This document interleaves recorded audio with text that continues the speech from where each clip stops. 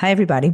This is Rita Prazeres Gonçalves, linguist and senior talent management consultant. In this podcast, I have conversations with language professionals who are willing to talk about their experience, their knowledge, and their strategies to navigate the ever-changing language industry. This is also a space where I can learn and share my insights. I have been working with LSPs, enterprise clients, and freelancers for over 20 years, and my main focus is talent management for the localization industry. Let's get to know some of the most interesting people in our field: translators, company owners, association representatives, and community builders. This is The Language Worker.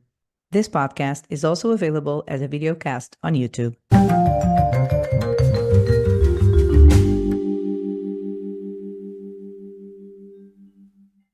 Hi, everybody. It's finally happening. So I have been talking to these ladies now for a couple of weeks about the possibility of being in the podcast, and here they are. And I really wanted them to come because I want to know more about their activity in their translation work, where they work in sustainability. So that's really a cool thing. So I thought it's like, oh my God, this is something we need to approach.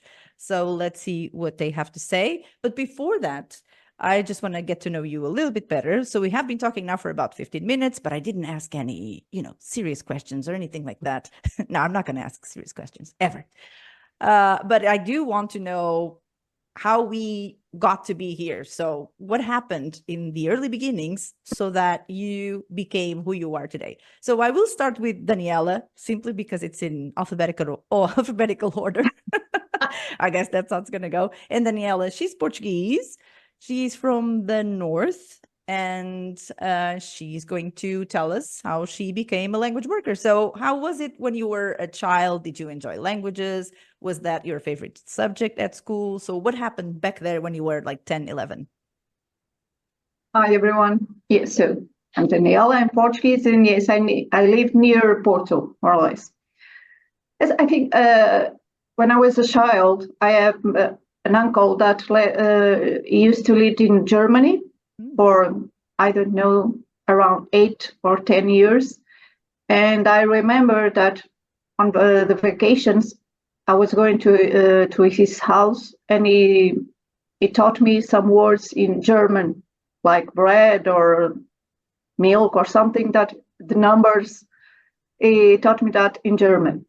Later, I have an older brother. He's 7 years older than me. So he started to learn French, and he used it to talk to me in French because I didn't understand what he was saying. So it was like a joke to me. And I think, I'm not sure, but I think that it started with that, with hearing some German and some French. But I work with English and Spanish, not German and French. Mm-hmm. But I knew that I wanted to do something related with languages. And I also knew that I didn't want to be a teacher. No, didn't want to be a teacher. So I think when I was in the ninth grade or so, I had a subject that called translation techniques, something like that. Mm-hmm. And I was, wow, is that a thing? Mm-hmm. I like that. And it was like, okay, I want to do this for the rest of my life. And that's so romantic. I love it. Is it similar for you, Lisa? We also have Lisa McCarthy. I just love her name. I told her I watch a show. There's a lady called Mrs. McCarthy, and I was so excited that we have a real life Lady McCarthy. But I'm not a Mrs. I'm not a Mrs. though. Oops. That's the difference.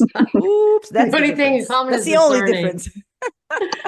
Okay, Yeah. So how was it for you, Lisa? Thank you so much for being here. I think my realization, like when the kind of light bulb moment clicked for me to get into translation, was way later. Later. Even though I had an interest in languages when I was young, and I think it all started with my mum used to take in Spanish students in the summer, so I found it really exotic. So what was your mom teaching? No, not at all. She was a housewife. Oh, so basically she had time on her hands to actually take in Spanish students. Exactly. Right. So they would stay with us for about a month over the summer, or maybe we had 2 students at a time. So I loved that when the students came. It was just exciting, you know, just to listen to them and to learn some phrases and expressions from them, usually kind of rude expressions though, as you can imagine. And then, at school, I mean, I learned French at school in secondary and German, but I couldn't get a grip with German at all. Also, I had learning Irish, Gaelic was obligatory as well, and didn't like it. I've always heard that I'm it doesn't ashamed- really work. I'm ashamed It's to say I mandatory, didn't but like, and I it doesn't found really it work. extremely difficult. French was much easier, and also I think the way it's taught at that time, I'm sure things have changed, but the way Irish was taught was so dull, so boring, not interactive, and I think it put a lot of people off speaking their own language. I So believe you. that was a shame. Mhm. So I think really then I studied, then I left, when I left school, I didn't know what to do. I wasn't really, oh yeah, I want to work with languages. I liked them, but I wasn't sure I wanted to, you know, dedicate my career to working with languages in any form. But I kind of didn't know what to do. So I studied, I did a BA. I did a BA and I did an MA then in Spanish. I did a BA in French and Spanish, but then did an MA in Spanish. Mhm. And at that point, I was like, okay, I don't know what to do, so I'll do this. And I left shortly after that, I still wasn't kind of convinced what I wanted to do. I didn't want to teach. And I just kind of didn't really see a path I wanted to follow. So I just disappeared. I went to London and left for I the big love city. that. And You disappeared. and then I felt guilt. I kind of kept up my French and Spanish at night classes and conversation classes, you know, and I said, oh, I can't let it go. But I worked in financial services. I worked for a trade association for the regional press. Didn't use my languages at all, but I did get involved in, I did an editing proofreading course. So that kind of, English language, yes. So I worked a lot on that. Especially for the trade association I worked. So it Wow. wasn't until later in life, until I came to Barcelona, that I actually got into translation. All right. That is surprising, I have to say. Teaching. And that's because I started teaching business English. And then in the companies, they started to ask me to do Oh, you study Spanish. Oh, can you do translations for us? And then I had the light bulb moment. Hey, why didn't I do this ages ago? And then I said, yeah, this is what I want to be doing. That's when it started. Wow, I love it. That is unusual, I'd say, for most people that I know. Late to the game. Not necessarily that, but the way it happens. So then we have our lovely, I will not say the name. I have been practicing for the last 10 minutes. But I can't do it. It's just, okay. So I would love to present our third guest by saying her name, but it's really not possible. This is why I thought she was Dutch, and she's not Dutch, right? But she's from Dutch heritage, but she's not Dutch, and I thought she was Dutch because I thought that's where the name came from. So Dutch passport. Right, see, I knew all of that was there somewhere. But in this case, you will have to be the one to pronounce your name and everything else, and just tell us how languages came into your life. So my name is Marjolein, Marjolein Thickett. The most strange Dutch-English combination ever, because I married a very Yorkshire British man. So I spent a lot of my life saying I wouldn't become a translator. I don't know. I think it's that natural path for someone. So I grew up bilingually with a Dutch mother, English father. That's already a big plus, right? Yeah. Yeah. Yes, it is. You just don't understand because you were born with it. Yeah, we used to walk down the street and my mum would want to say something about someone and she would just flick into Dutch. I believe you. But after such a long time in England, she actually doesn't really understand what language she's speaking anymore. So she'll have like a primarily Dutch sentence, and then every 3 or 4 words she'll flick into English for 3 words, and then 2 words in English, and then she's entirely talking about code switching there. Yeah. So I grew up with languages, did German and Russian at university, And of course, the standard question when people say what you want to do, they say, oh, I can be a translator. And I don't know, there's something in me that just hates saying the obvious thing. So I was like, no. So I ended up living away abroad for about 2 or 3 years, ended up teaching English as a foreign language. But I was adamant I was never going to become a teacher because I come from a family of teachers, again, trying to buck that strange trend. Came back to the UK, went into international business and marketing. And then over that sort of 11 years that I was in a corporate career, about 3 times I almost took an MA in translation. And then for whatever reason, I ended up not doing it and talking myself out of it. And then finally, about 4 or 5 years ago, decided to take the plunge. So again, quite late, just like you, Lisa, but I spent a long time saying, no, I'm not going to be a translator. No, there's loads of other jobs. Okay, so everything that you thought you were not going to be, you are. You became, right? Definitely. Wow, that is insane. Let me just be anything I don't think I want to be. Or I say that I want. All right. So Daniela, when it was time to choose your degree at university, you thought about those translation technique classes, which I also had. So that they come in the 10th grade or 11th, depending on the school. It was the only course I signed in to the university. When we had to when you mean translation. Translation was the only you applied to, the only to apply. you applied to. I applied only to translation in one university. My mother was like, "What? Please apply to others." I did the same, not for translation though. No, I want that course, and I knew I had the grade to enter the course. So I went to Porto to study.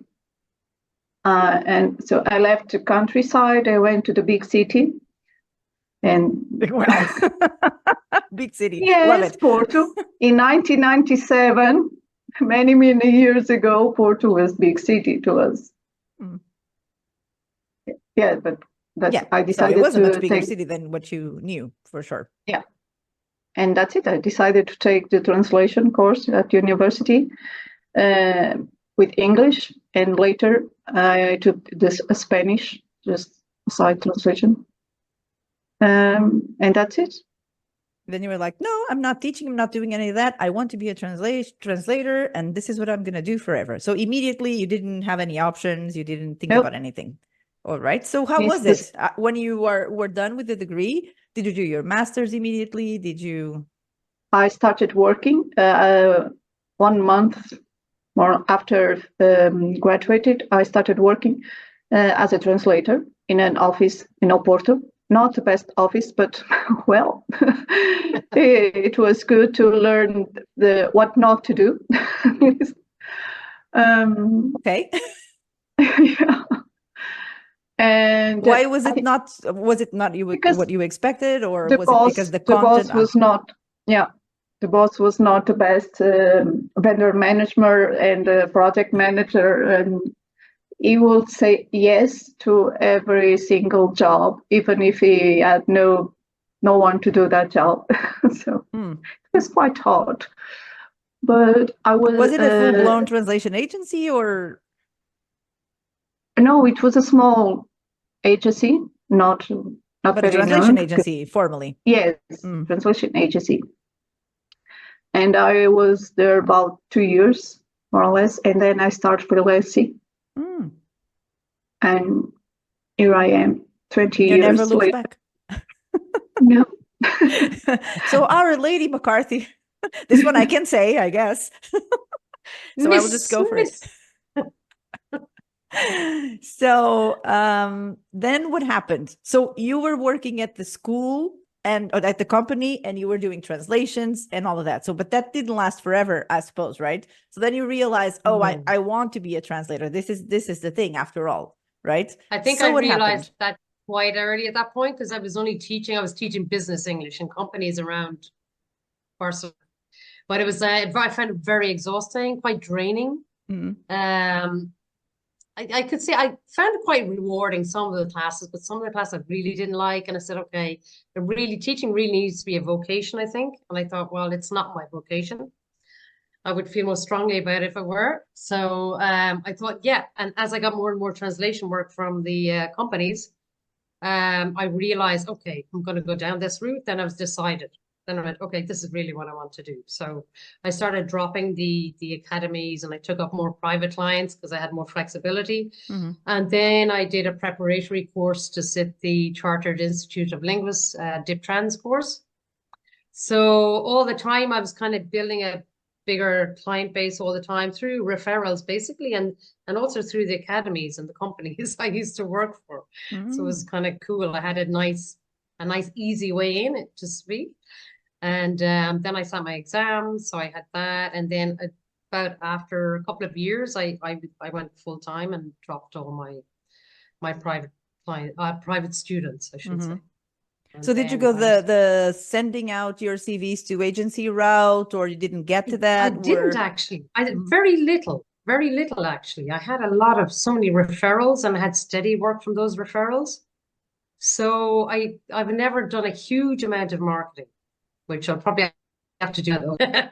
Those days are over. So how long ago was that, by the way? That's important. It was a long time ago. As in? 16 years. I've been freelancing. As a full-time translator. Yeah. Freelance translator. So, but times have changed over the last couple of years, and now you got to kind of put in the work to get clients these days. But at that time, it was pretty, I had a lot of work. It was really busy. And I didn't have to put in much marketing effort either. So, but I did send out, I contacted agencies, and I got to work from most of my clients were agencies. Yeah, so, which makes sense. Yeah, exactly. It was easy. And because I was so bad at marketing myself, I worked in marketing. Well, I like marketing translations, but like marketing my own services, not good at all. So yeah, it's a whole different thing. Were perfect for me. Exactly. They did the groundwork. They gave me the work. That was it. I was happy with that. Okay, let me try. Marjolein, so what about you? How did you get your first couple of jobs? I mean, I'm clearly the freelance newbie in this group. I was employed for a long time, so I only went freelance in COVID. As a translator. Yeah. I went freelance in COVID. Yeah. So, but I don't know. I had a lot of contacts from my previous business because it was international business, and I think that really helped me. So I also didn't end up sort of starting my career by sending hundreds and hundreds of emails to agencies. I think I started probably with 60-70% was direct clients, and then the rest was agencies. For the last couple of years, that sort of leveled. I think last year it was maybe 50-50. This year, again, trending back towards direct clients because agencies just don't seem to have the work. So for me, it's just definitely been a massively evolving picture. Because I think I joined during a strange time in COVID, and now we're in a strange time. So it feels like I only ever had sort of 1 year of consistent, stable, know what's coming at me. And you do know what's coming at you. Well, congratulations. Yeah, fill us in, please. Exactly. Yeah, no, that was last year. That's old news. Yeah, that's old news. This is a brand new world. Yeah, I guess now Certainly every single day, right? Yeah. That's how it goes. I don't know. Sometimes I think that actually it's similar to last year. If I look at my figures, things haven't changed particularly, but I know that I'm having to work harder for it. Whereas last couple of years, it's just sort of pitter-patter dripped in, and I've not had to work for it, like Lisa says. And this year it feels, I don't know whether it's blood, sweat and tears, or if it's actually like marketing is working. Yeah. So Daniela, how long ago did you leave the company and decided to go freelance? Was it also 16 years ago, 17, less? Well, 20 years. Yes, because I started working in 2002. 2 years working more or less 2 years working for the agency, and Yeah. So it is 20 years. 2004 started freelancing. Yeah. So it's I'm true that you okay. didn't enjoy working with that boss specifically, but then, I mean, you decided to go freelancer, and what did you do? This is 20 years ago, which is different from now. So what did you do? Yes. Very, very different. I used to work, I still remember saving stuff on the diskette.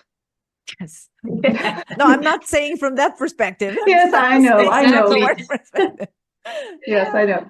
Well, I was working at the agency, but I was also, I started to search for clients outside the agency, of course, to have my portfolio.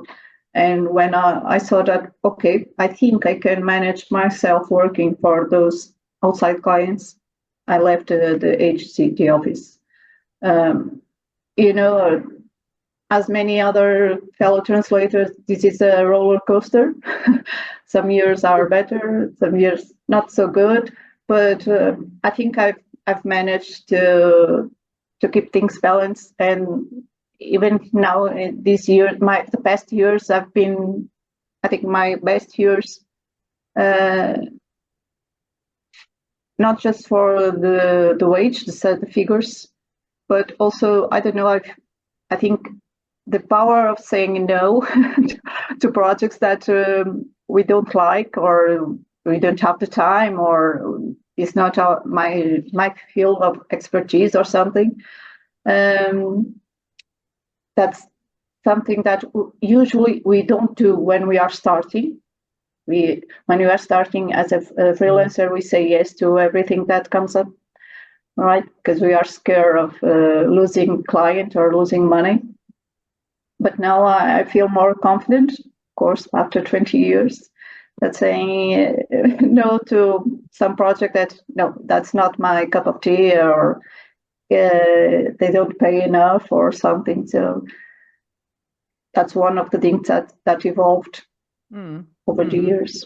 So talking about evolving, I would say that when you started, you didn't work in any materials that had to do with sustainability, because it's not something that people used to talk about on a regular basis. So when did that come into your life? How did it happen?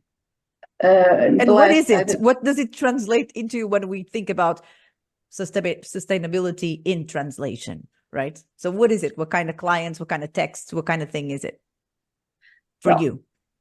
Yes, I think it has to do with several things. That, for instance, my background, because I live in the countryside, and things where everything is more nature around me, and the products are more sustainable. And I was educated to protect things and to take care of my clothes so they will last, for instance. And then we started to hear more and more often about sustainability, also wellness and things like that. And I realized that it is indeed an area where I feel comfortable, because that's how I try to live my life. I try to have a sustainable life as much as possible. I know everyone could do much more, but if that's a thing that I do on a daily basis, why not use that to work? I have to confess that when I see some I see some brands, clothing brands or so, saying that now they use sustainable products, organic, the greenwashing thing, right? Yes, I can't help myself thinking, is this 100% true, or is it greenwashing?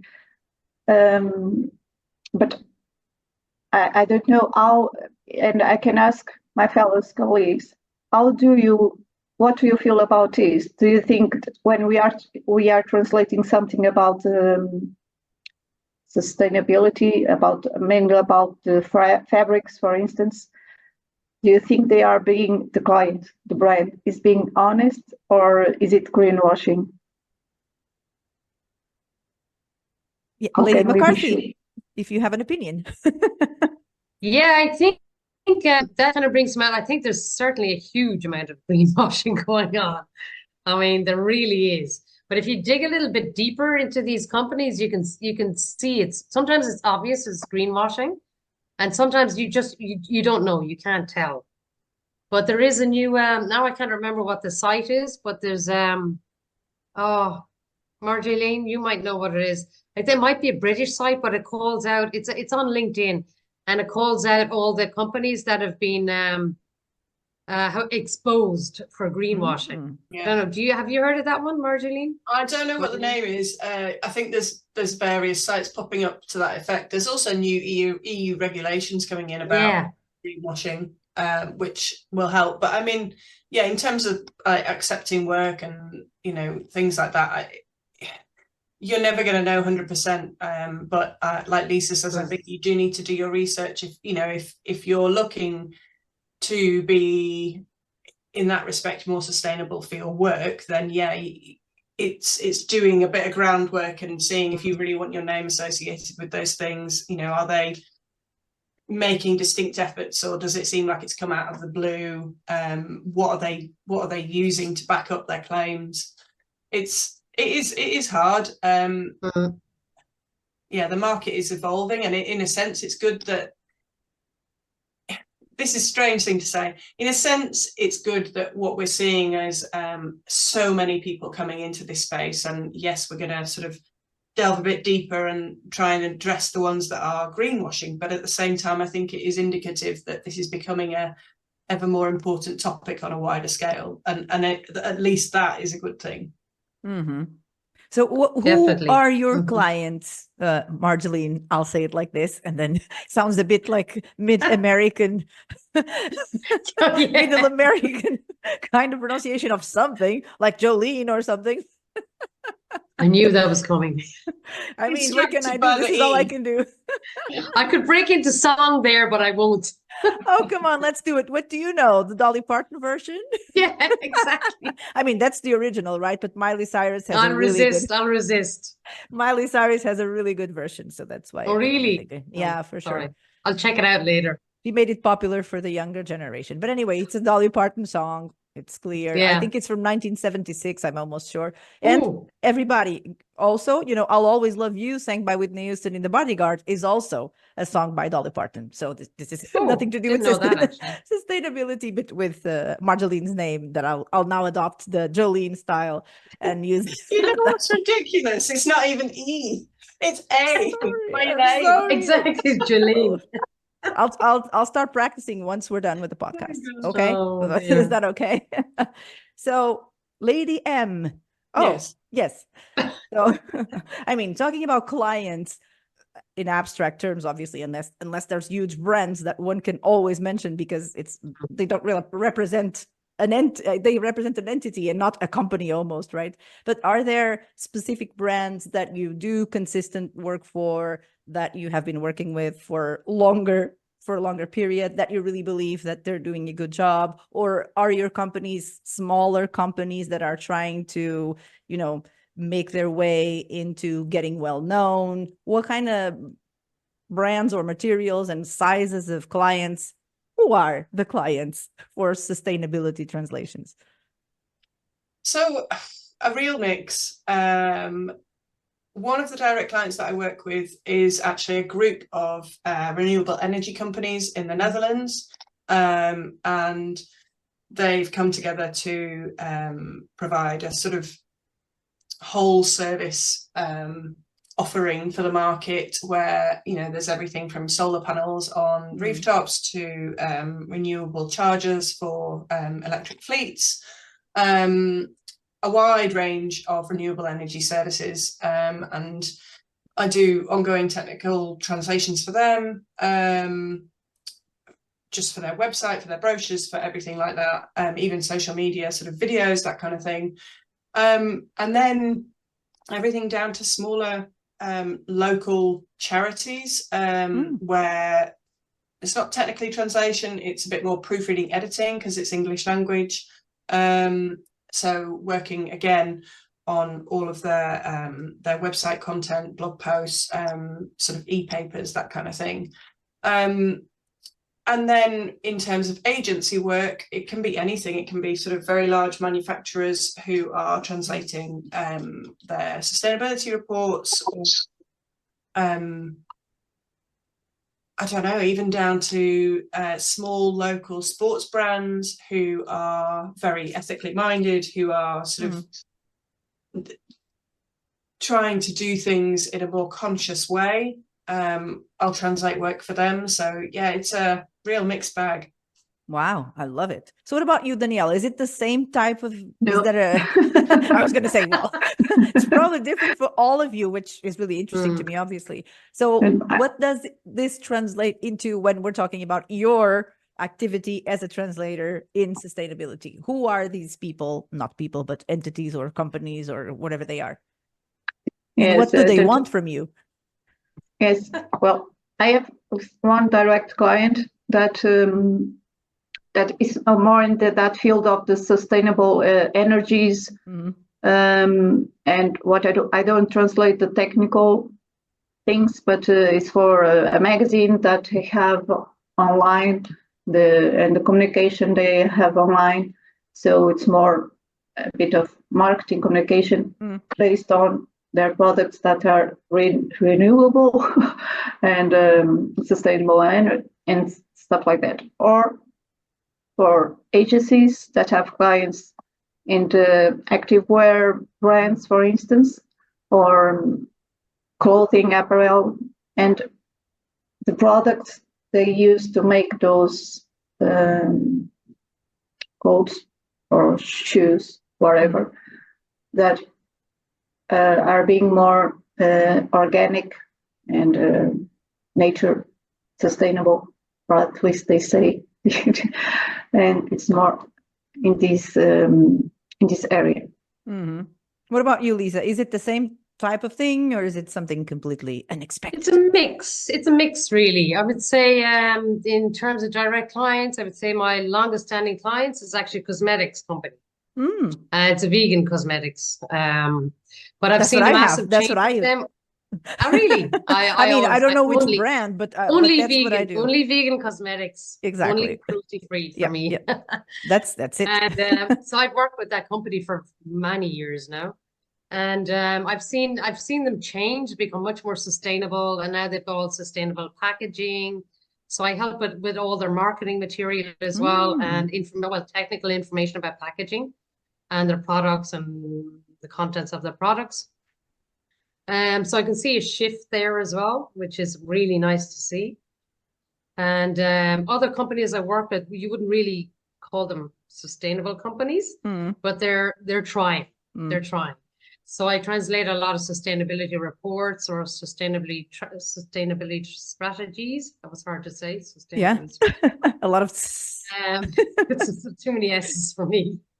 And so a lot of reports like that, or corporate social responsibility, these type of reports, I do a lot of that stuff. But the companies could be any type of company, not necessarily working in renewable energies, but your run-of-the-mill company that wants to actually improve their systems and become, reduce resources or switch to renewable energies or so. And sometimes I kind of have a little bit of a conflict sometimes because they're not super sustainable companies, but they're trying. So I think we kind of have to support them as well. That's true. And so I like to see that because nobody's kind of like born sustainable, so we all have to try. Wow, that is a great sentence. I love it. Nobody's born sustainable. It's true, and well, we have to start somewhere, So I have to support those companies as well. I think it's really important that they need, that they have support. So, and also other companies I work with are kind of more sustainability and kind of in consumption, basically reducing consumption, like in food waste, kind of things that promoting food, reducing food waste, promoting zero waste, food banks. Okay, what can we do with food waste? How can we get it to the people who really need it? So I like working with those. Also with some little small clothing brands as well, that are trying to be sustainable, and they're just startups. They're really small, so I like to support them as well. And yeah, and then various projects I get through agencies. That could be about food innovation, food sustainability in the food system. And it's a real mix. I would say it's a real mix of everything, really. Sounds fascinating. You Not were one- going to say not something, one Daniela? particular type of company and not one particular type of industry either. Right. No, So- that I agree with Lisa when she says that no one born's sustainable. So that's what. Who what doesn't? That's such a statement. I mean, we're going to use it forever. I know it's like, and and that's, we're not born with awareness of sustainability Yeah. either. And that's, I think, which is part of our work as translators, is creating awareness. Apart Yeah. from helping companies get their products and services out, I think creating awareness is the biggest thing we can do through our work. Because if you don't know what's going on, how can you make a change? That's true. That's true. You know? I think we're in a unique position as communicators, Yeah. using the language that brand or company uses to talk about what they're doing on an environmental sustainable basis. You can choose how much you appeal to certain areas of their nature, how you know, if there is greenwashing, you can choose which side you stand on it. You can choose to sort of say, well, I'm not going to do it at all, or you can choose to try and educate your client and work with them and help them understand the problem. So there's a lot of Exactly. education behind what you guys do, Yes. really. Yeah. Definitely. There's no point kind of refusing to do something without explaining why you refuse to do something. Yeah. It's like when you get products. I mean, for example, I wear contact lenses, and one time they started sending me like gummy bears or something with each order, which drove me crazy. So I contacted them. I just told them, sorry, I'm not going to buy your contact lenses anymore because I really don't want to receive these plastic bags of gummy bears. It's so unsustainable. But I don't think they cared. But I think it's better to, like, even translating for a company, if you don't feel comfortable with taking on the project, I think it's important, instead of saying just no, like, explain why you're not taking it on. Mm. I think it's better. And that's all part of educating clients and companies, but to explain it, not just say outright, no, I'm not doing it.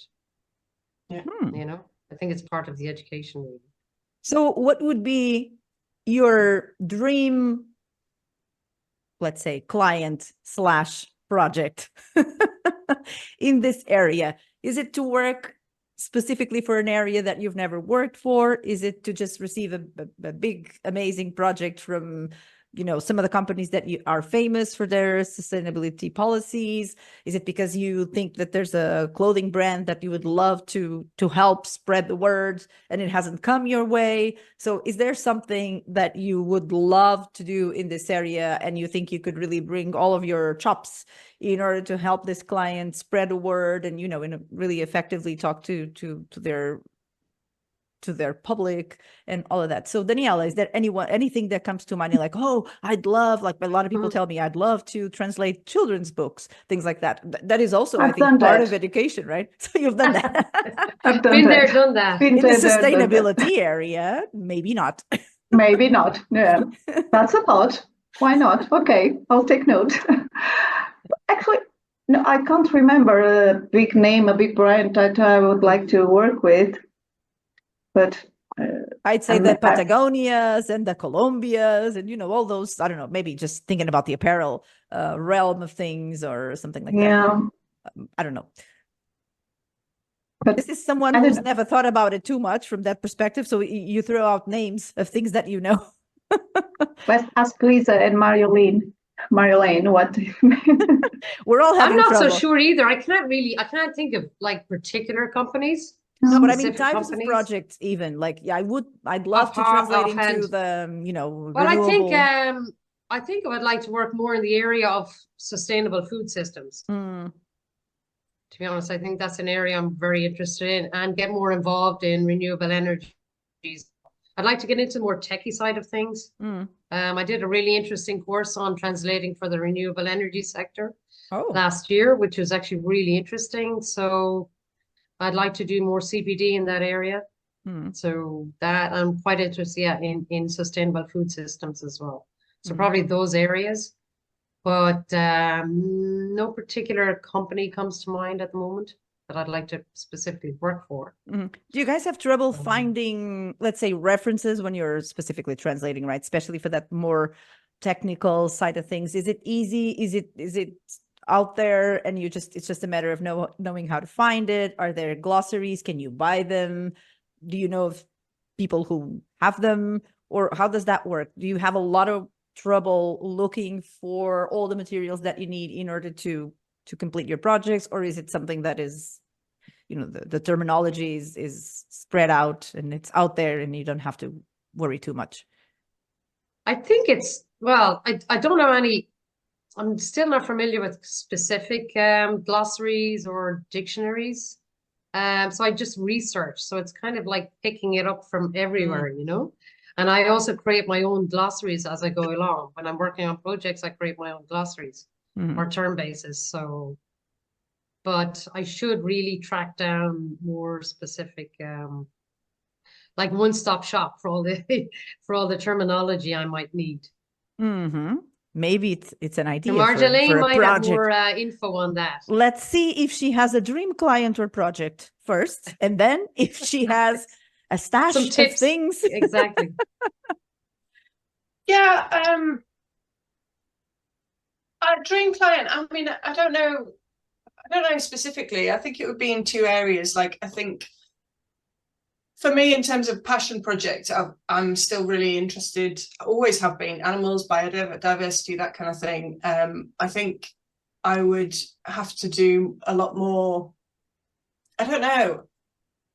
I've always been interested in that area, but I've never made it a target to work on. So, as much as I would jump at the chance to work on something like that, it's not something that I actively promote. Most of my stuff is sports and sustainability.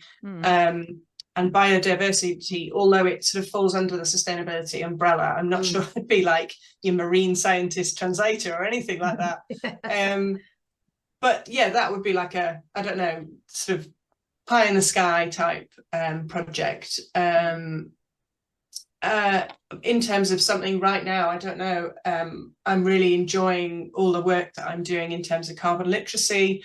I think that's a really key education piece. I suppose in an ideal world, it would have been created in German or Dutch or something, and then I could have translated it into English. That's not the way it's gone. Yeah. But yeah, that kind of area, the education piece, the sort of how to best appeal to the general public's interests and focus to try and communicate the climate crisis better. That for me is it's all about that, is finding out what is going to create that tide of change that we need to see. In terms of reference material, I have like saved links for little like dictionaries, online dictionaries for various sites. There's something, I'm just bringing it up, there's something called the Connectivity Hub, which is a tool to help users find relevant knowledge in organizations working on climate change adaptation and disaster risk reduction issues. So there are glossaries and sort of things like that out there. But yeah, I have even my favorites tab is organized into various segments. Yes, I believe you. So before we go, I'd like to have from each one of you ladies maybe a tip in your personal life, nothing to do with translation. Well, everything to do with translation. Like I say, when does it stop? When does it, right? Because we're always rolling. I mean, we're always doing something about it. When we work in languages, that's the way it goes. I mean, anything you watch, anything you see is potentially something you're going to need for work. That's the way I see it, right? So it's never like what is my dream job is to not even realize when I'm there and not. That's the ideal situation for me. So, but I think in our type of job, because it's so people oriented, it's so communication oriented, then that's how it goes, right? We're always on, right? We're watching a movie, we're working, don't want to watch movies with me or series, please. It's terrible. I wouldn't advise it to anyone. So what kind of, just one, right? So not to put too much pressure, just one tip for, being more sustainable as people working from home, freelancers, people who work from home. What can they do to do their little bit, just one little tip to anyone listening who's working from home and is like, oh, I wonder what that translates into, like being a bit more sustainable, right? From a more personal level. So Daniela, Just one. just one or no? Exactly. That's tricky. She's like, let me check my I list. remember, I think it was last year or already 2 years ago. I don't know. Marjolein had Instagram. It's not a cost. You share a few tips on Instagram, and then I share my tips also. Things that we do at home to be more sustainable. And I have to say, pick a couple of things if you have so many. just one. I just didn't want to say, let's have 5 or 10 things. I'll share one that I remember that she didn't need to do that because, well, we have different houses. I save Hopefully. here where I live at the moment, at the bathtub, when I go to take a bath, the water doesn't heat so fast. So I save the water until she gets hot. It gets hot. And then I use the water for plants or something else. I don't know. I save the water from the bathtub until it gets hot. I do that as well. That's cool. For my shower, exactly. Yeah. That sounds good. Do you have another one to add, Lisa? Ooh, I think I would say, well, think about everything you buy. Like, do you need it? Can you live without it? Well, then don't buy it. Or buy it at Vinted. I bought this at Vinted, second hand. Oh, I haven't. I'm dying to try Vinted. I haven't tried Vinted yet, and I've got things to sell on it as well. I don't need anything, so I'm not going to buy anything because I don't need anything. I'm really minimal. Here's a lady who doesn't need anything at the moment. She's good. I don't need She's anything. So. She has enough. That's like people say, "Oh, what do you want for your birthday?" Nothing. I don't need anything. Yes, I'm at that stage too. Don't Please don't anything. ask me what I want for my birthday. That's insane. Yeah. I so have, I would say, well, ask yourself, do you need it? No. Well, then don't. Daniela, may I say something else? A quick sentence? Yes. My birthday was last month, and a friend offered. Thank you. And a friend, she gave me a scarf, and she was like, well, I know you don't buy stuff, you don't buy many clothes, but I'm sorry if you don't want it. No, okay, I cannot accept a gift. That's fine. People are afraid of gifting you things. Yeah. Susie. Sorry. So from Lady M, we will have a whole list. So let's hear a few. Yeah, there could be so many. To be the professional lists creator of sustainability for freelancers. So let's see. I suppose the biggest hitter, I suppose, sustainability, like as a freelancer, like look at your banking. Your company has a unique ability to not just do good for you, but your entire country or area, because who you bank with influences what decisions are made by your governments, because obviously banks support fossil fuel activities, they support all sorts of other things that you probably don't want to be associated with. So in the UK, I'd say check out the website bank.green, and you can find a list of all the banking main bankers, banks. Bankers. Yeah, no, it's not that. They're not listed, right? Don't go down that route. That's a bit something that rhymes with. Yes, Lisa. Okay, move on swiftly. Yes. That was a huge one, right? I'm like, whoa. Yeah, so that's, I don't know, that is like the main one, but yeah, there's so many. Another sort of, I don't know if you're involved in local things as a parent of young children, you know, think about your school. Have you got the balls to approach them and say, would the chef of the school's kid lunches, would they sort of think about doing one veggie meal a week or an extra veggie meal? Actually, so yeah, they're pretty nice. These are easy wins that just take a little bit of to ask for, but actually they're a great talking piece to the school, so you need to sell it to them and say, like, you could really show that how much you're doing, and you could, it's a real education piece for the kids, but it also then, because kids talk to their families, you're reaching a massively wide community of people. So, you know, it doesn't have to be schools, but anything that's relevant to you is that, you know, your local sports club. your local book club, just slip it in there. Say like we're trying to eat one less meal of meat a week or whatever it is. Mm-hmm. Not expecting people to switch diets or anything overnight, but just talking about what you're doing personally without judging people, that kind of thing is invaluable. Yeah, I don't know. sounds Go on. great. Wow, don't get her started. She's like going for the big stuff, right? The Yeah. really impactful stuff. Oh my God, it's been amazing. Ladies, I'll go, but this is like, I feel like we could just go on, and all of a sudden I have all sorts of questions that I could ask you, not necessarily here, but it's like, wow, we're going to be friends forever so that I can, I can get tips from the people who know stuff, right? So thank you so much for this. It's been amazing. Very nice to meet you. Finally, Daniela, I've been following Daniela forever. I'm always like looking at her posts, blah, blah, blah, blah. And I was like, thank well, you. one of these days I have to invite Daniela, thinking about this many, many times. And then I was like, well, let's have other people who also worry about this topic in particular. And so this is what we came up with. So there you go. This is our first attempt to talk about sustainability in the podcast. I'm sure it won't be the last one, but we'll see how it goes. Thank you so much. It was great to have you. And I wish you a great weekend because it's a Friday today. Oh, Thanks for the invite, your podcast. Yes, thank you for having us. Thank you very much. Very kind. Yay. nice seeing everyone. And Bye. have a lovely Bye. weekend. You too. Bye-bye. Ciao, ciao.